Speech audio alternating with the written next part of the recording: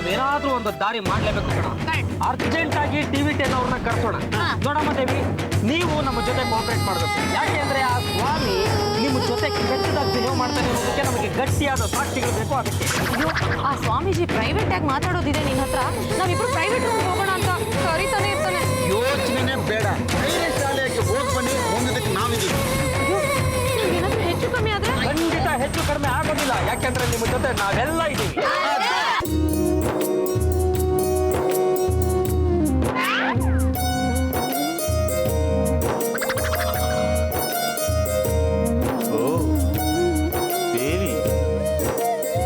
ಬರೋದಿಲ್ಲ ಅಂತ ತಕರಾರು ಮಾಡ್ತಿದ್ದೆ, ಇವತ್ತು ನೀನಾಗೆ ಹುಡ್ಕೊಂಡು ಬಂದಿದ್ದೀಯ.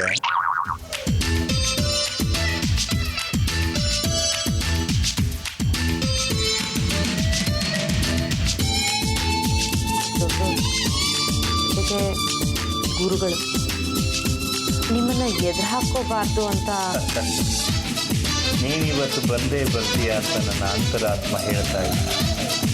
ನೋಡಿದೆ, ನಂಬಿದರೆ ಸಂಪೂರ್ಣವಾಗಿ ನಂಬಬೇಕು, ಇಲ್ಲ ಅಂದರೆ ನಂಬಲೇಬಾರ್ದು. ಹೀಗೆ ಅರ್ಧಂಬರ್ಧ ನಂಬಿದ್ರೆ ಗುಂಡಪ್ಪನವ್ರು ಹೇಳಿದ ಹಾಗೆ ಸಿಂಬಳದಲ್ಲಿ ಬಿದ್ದ ನೊಣದಂತೆ ಬದುಕೋದಕ್ಕೂ ಆಗೋದಿಲ್ಲ, ಸಾಯೋದಕ್ಕೂ ಆಗೋದಿಲ್ಲ.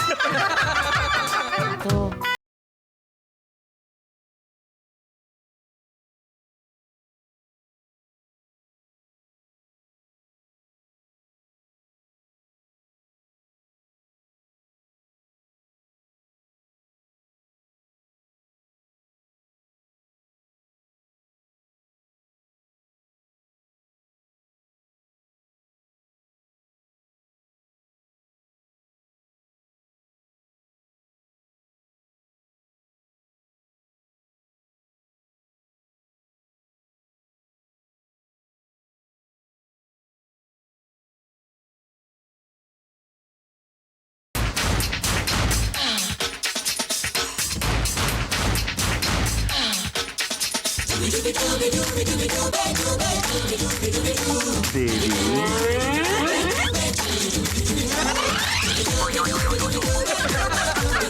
ಗುರುಜಿ ಏನಾಯ್ತು? ಶಾಕ್ ಹೊಡಿ. ದೇವಿ ದೇವಿ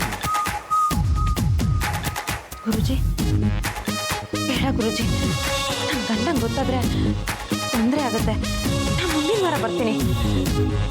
ದೇವತೆ, ಇವತ್ತು ಪ್ರಶಸ್ತವಾಗಿದೆ, ಒಳ್ಳೆ ಮುಹೂರ್ತ.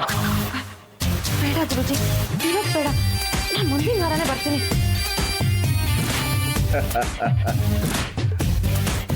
ದಾರಿಗೆ ಬರ್ತಾ ಇದೆಯಾ?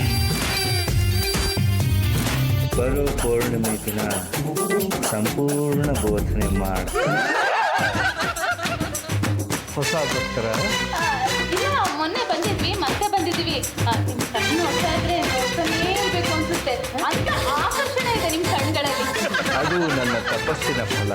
ಅಲ್ಲ, ಇನ್ನೊಂದು ಫಲ ಅದೇ, ಗುಂಡಿ ತೋಡಿ ಒಳಗಡೆ ಊಟ ಹಾಕಿ ಮಣ್ಣು ಮುಚ್ಚಿದ್ರು 1 ವಾರ ಜಪ ಮಾಡ್ತಿರಂತೆ.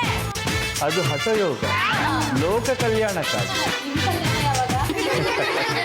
ಎಲ್ಲರ ಕಲ್ಯಾಣವಾದರೆ ನನ್ನ ಕಲ್ಯಾಣವೂ ಆದಷ್ಟು. ಅಂದ್ರೆ ಅವ್ರ ಮದ್ವೆ ಆದ್ರೆ ನೀವು ಮದ್ವೆ ಆದಂಗ. ಎಲ್ಲ ದೈವ ಚಿತ್ರ. ಸ್ವಾಮೀಜಿಗಳೇ, ನಾವು ನಿಮ್ ಬಗ್ಗೆನೆ ನಿಮ್ಗೇನೋ ಒಂದು ತೋರಿಸ್ಬೇಕು ಅಂತಿದೀವಿ.